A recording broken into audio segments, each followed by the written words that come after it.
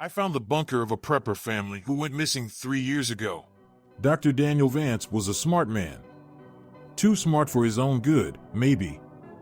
40 years old, a lecturer in fluid dynamics with a mind made of shapes and numbers. No one knows why, but one day, on a whim, he crunched the numbers on the apocalypse and came to a troubling conclusion. He didn't share exactly what it was he deduced, but given that he immediately quit his job and liquidated his many assets, it's fair to say it wasn't positive.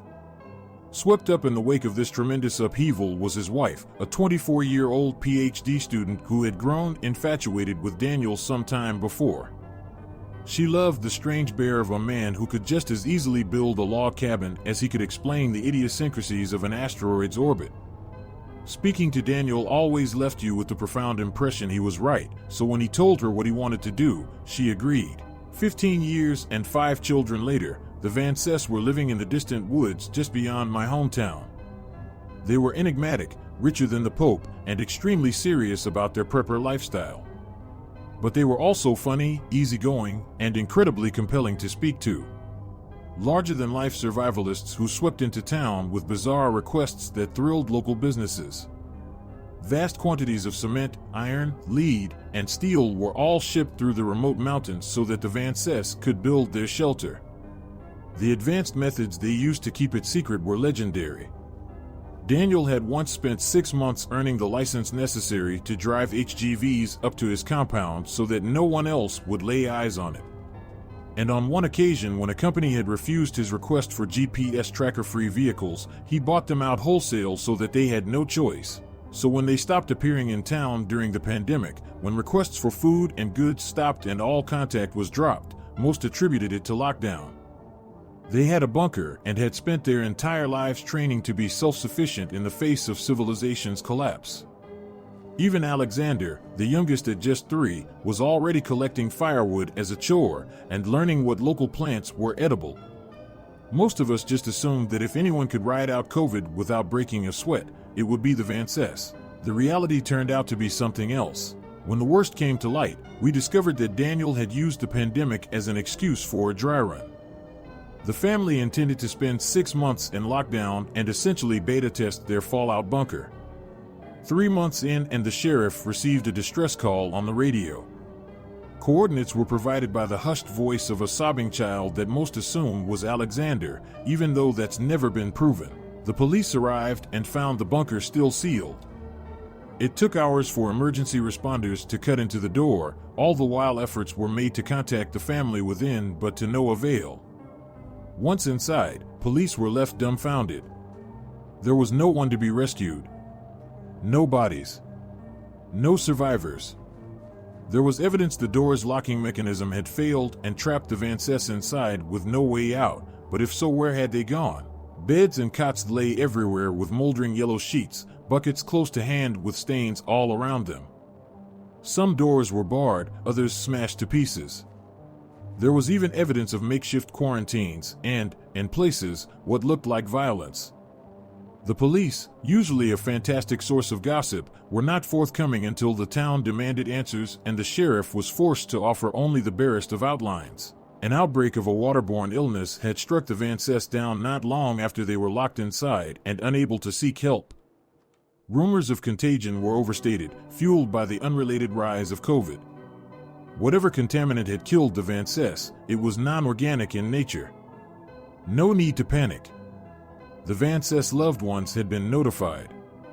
The bunker was going to be demolished, and we could all put this terrible tragedy behind us. Of course, we still had questions.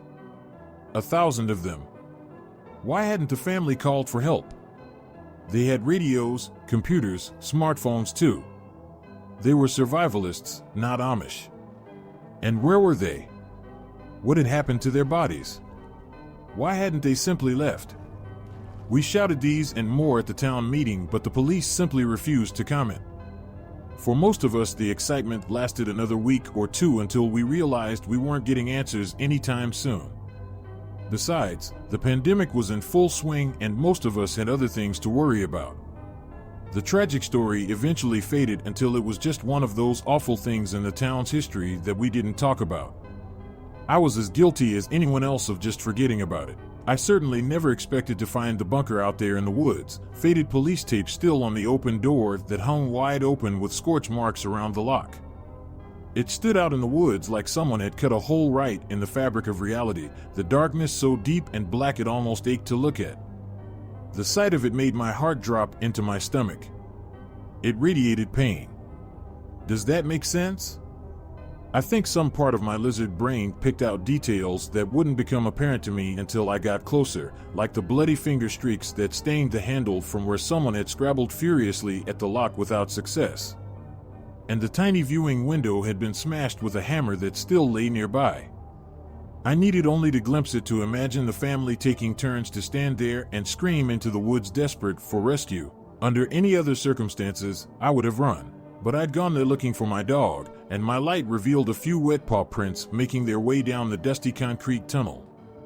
Half Bernese and half collie, Ripley is the sort of dog who trembles in my arms when a storm buffets the windows and needs his paws held when we brush him. I love him. I do not have much of a family, or a wife, or even many friends. But I have Ripley, and I could no more have turned around and gone home to an empty apartment where I would have to sob my grief away than I could flap my arms and fly. He was my dog and I'd raised him since he was a puppy, and I wasn't going to leave him out in those woods. I went in after him. I didn't know what to expect, but I knew it wouldn't be good. Whatever the police had found, they'd not only kept most of the morbid details to themselves, they had also lied. The bunker was not demolished, or even sealed off. In fact, looking at the occasional blue latex glove tossed aside and the one or two broken police-issue flashlights, it seemed like the last people inside had been in a hurry to get out. Given this was where 7 people had presumably died, I assumed it was someone's job to clean it all up. But the corridor looked largely untouched.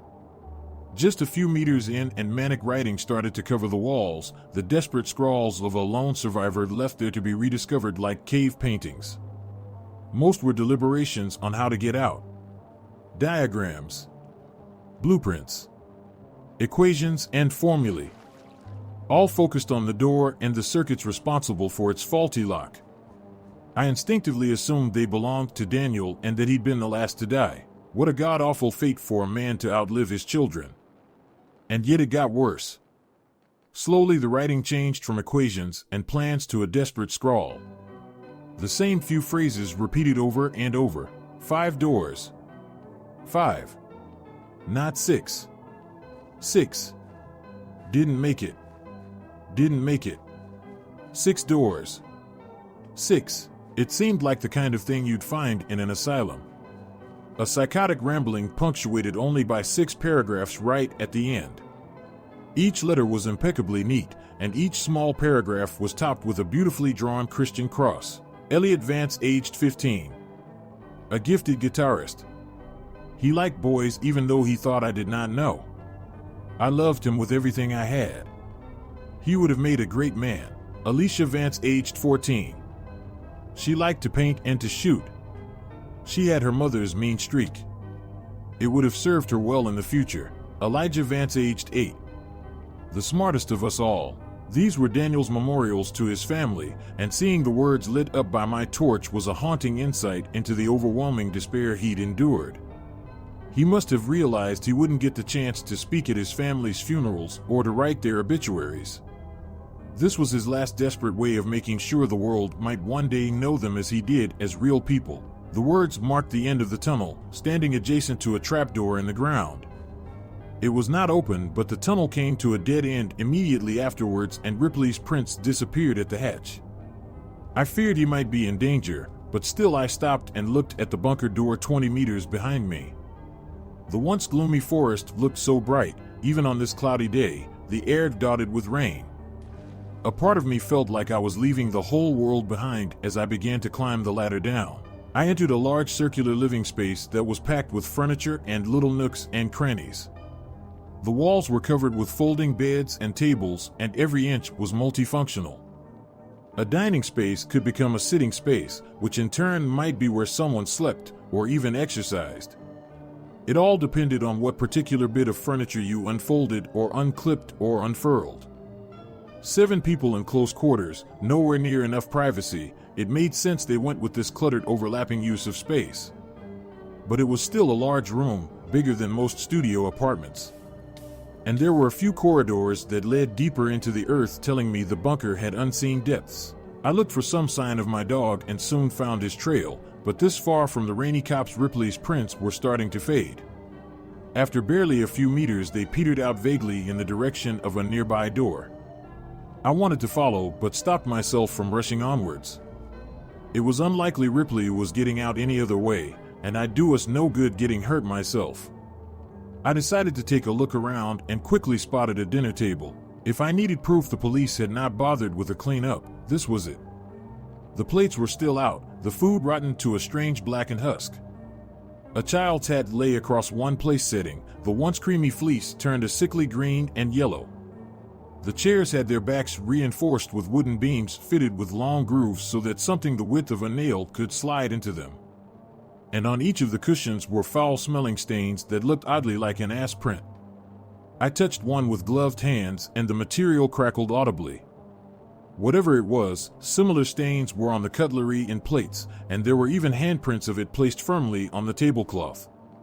At first I thought it was blood, but that wasn't quite right. It was too contained to be from leaking blood. On the back of one of the chairs, a stain tapered exactly where a woman's waist would be, like a near-perfect silhouette. I shivered as I remembered that Miranda Vance had always been a slim woman and wondered how she had left her imprint on the gray fabric. Using my torch, I saw that these stains repeated in the oddest of places. Yes, there were some on beds and blankets and even patches of plain floor, exactly like you might expect in a room full of sick people. But why did one stain on the floor bear such a strong resemblance to a child huddled in the fetal position? And why was the same stuff all over the TV remote, and on books on shelves, and board games too? Everything from sofa cushions to DVD boxes to piles of dirty laundry were covered in the same dried brownish material that gave off a foul coppery miasma. I found the jigsaw particularly baffling. Someone had set up another table with 4 chairs, all modified with the same back support as those by the dinner table. And a jigsaw had been laid out with 4 separate piles, but only one was depleted.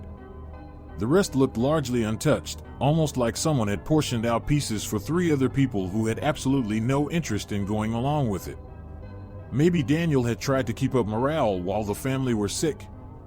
God help me, if that were true I couldn't help but imagine the poor man sat there with his loved ones close to death, desperately trying to encourage them to click their own pieces into place while they faded in and out of consciousness. Something about that room emanated madness, and the longer I stayed down there flicking the bright disk of light of my torch from one detail to another, the more I wanted to leave.